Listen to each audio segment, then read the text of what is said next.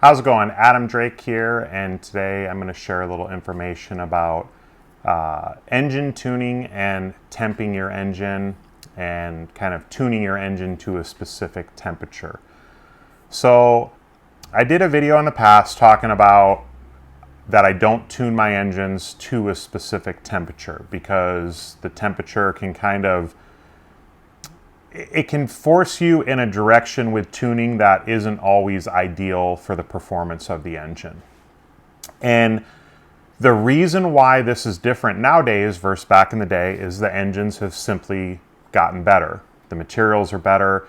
They're able to withstand more heat than in the past. When I first started running nitro, pretty much the only thing you tune the engine to was temperature. Everyone had temp guns. You were constantly, before the start of the race, after the race, you were always temping your engine and making adjustments to make sure you were within a set temperature range.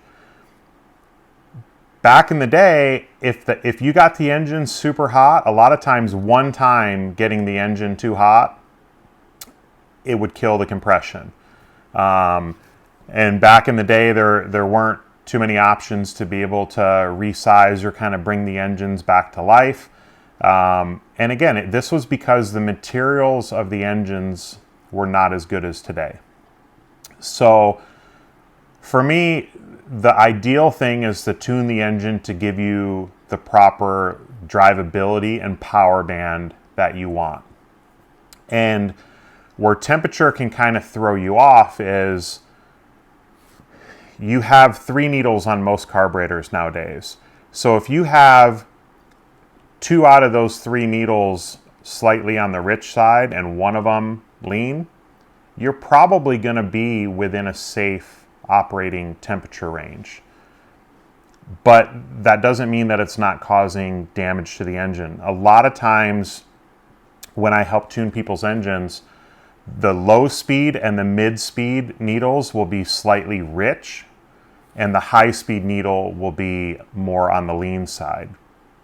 And that's definitely not what you want for 2 reasons. For one, if it's too rich on bottom and the mid, you lose that throttle response, that feel for like the acceleration out of corners.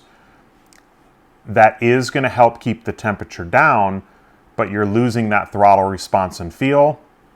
And then once you get through the mid-range, it cleans out and the engine will scream down the straightaway.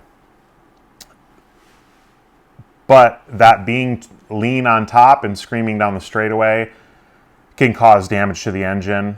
You're essentially running it at a lower mixture of fuel and oil at a higher RPM. And at the high RPM is when you want that fuel to help cool it and the oil to help lubricate and keep all the parts in good shape. So to give a little bit of a guideline or a temperature range, like way back in the day, we always tried to, kind of the sweet spot was 215 to 220. You always tried to keep your engines between 200 and 220.